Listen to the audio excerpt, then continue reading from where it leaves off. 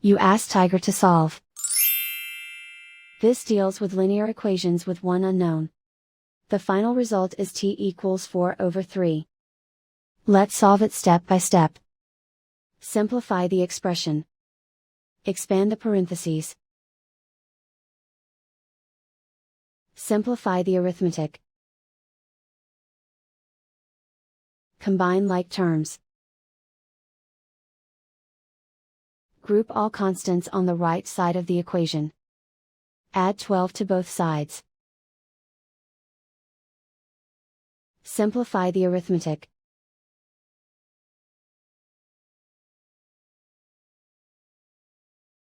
Isolate the L.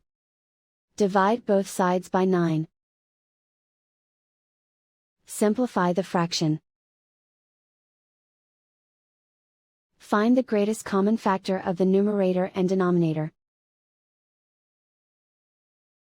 Factor out and cancel the greatest common factor.